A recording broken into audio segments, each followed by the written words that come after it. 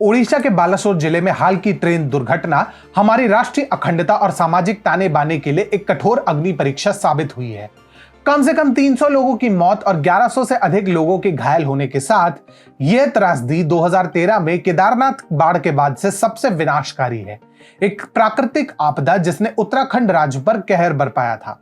नमस्ते, यह है TFI और मैं अनिमेश पांडे आपको अवगत कराऊंगा कि कैसे संकट ने हमें कुछ असंभावित नायकों से परिचित कराया और कुछ व्यक्तियों के विभत्स पक्ष का भी खुलासा किया जो समाज के हितकारी होने का दावा करते हैं। इस तरह की हृदय विदारक त्रासदी के बीच कुछ असल नायक भी सामने आए हैं, जिनमें अग्रणी है ओडिशा के आम नागरिक। ये लोग रक्तदान करने के लिए तैयार है और जिस तरह से भी कर सकते हैं वह सहायता की पेशकश कर रहे हैं। ऐसी आपदा के समक्ष उनका निस्वार्थ भाव से सेवा करने का उद्देश्य मानवता का सबसे अच्छा चित्र पेश करता है।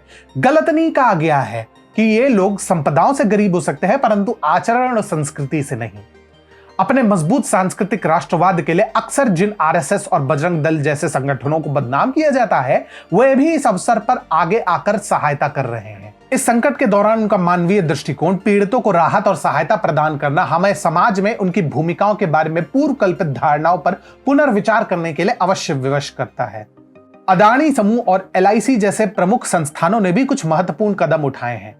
अडानी समूह ने निराशा के समय में कॉर्पोरेट जिम्मेदारी का उत्कृष्ट प्रदर्शन करते हुए इस त्रासदी से अनाथ हुए बच्चों की देखभाल करने का संकल्प लिया है। वहीं LIC ने प्रभावित परिवारों पर बोझ को कम करने हेतु अपने बीमा कार्यक्रमों को अधिक उपयोगकर्ता अनुकूल बनाया है, जो नुकसान से जूझ रहे लोगों के लिए प्रक्रिया को आसान बना रहे हैं। राजनीतिक क्षेत्र में PM मोदी और रेल मंत्री अश्विनी वैष्णव का दृढ़ समर्पण उल्लेखनीय रहा है।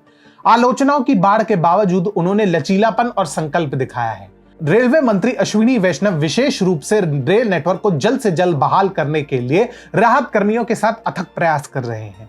परंतु साहस और करुणा के इन कृत्यों के विपरीत कुछ व्यक्तियों ने व्यक्तिगत लाभ के लिए इस त्रासदी का फायदा उठाने का विकल्प चुना है, जैसे गिद्ध शव के चारों ओर चक्का लगाते हैं। सहानुभूति और समर्थन की आड़ में इन अवसरवादियों ने अपने अपने निकृष्ट एजेंडे को आगे बढ़ाने का प्रयास किया है।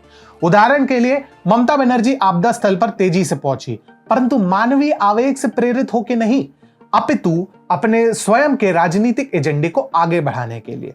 राहत और सहायता की पेशकश करने के बजाय उन्होंने रेल मंत्री अश्विनी वैष्णव को नकारात्मक रूप से चित्रित करने हेतु विकृत आंकड़ों का उपयोग करते हुए अराजकता को भड़काने में कोई प्रयास अधूरा नहीं छोड़ा।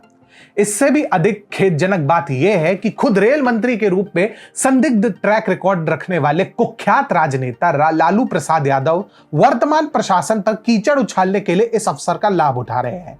इन्होंने वैष्णव के अधीन भारतीय रेलवे पर संस्थान के मूल सिद्धांतों को कमजोर करने का आरोप लगाया। इन्हें देख तो अब शब्द भी इनसे मुंह मोड़ लेंगे। इसी भांति कांग्रेस पार्टी ने अपने नकारात्मक प्रचार को जारी रखा, यहां तक कि सिंगोल के प्रतिष्ठान को भी आपदा की कथा में घसीटने का प्रयास करते हुए इसे अपशकुन करार दिया। गलत नहीं कहा था ब्रिगेडियर रुद्र प्रताप सिंह के किरदार ने इन जैसों के बारे में। बालासोर त्रासदी निसंदेह हमारे समाज में सबसे अच्छे और बुरे को सामने लाया है। इसने नायकों को भी उजागर किया जो सामान्य नागरिक, निस्वार्थ संगठन और समर्पित राजनेताओं में सम्मिलित है और सभी संकट के समय में आगे बढ़ चढ़कर सहायता में साथ दे रहे हैं।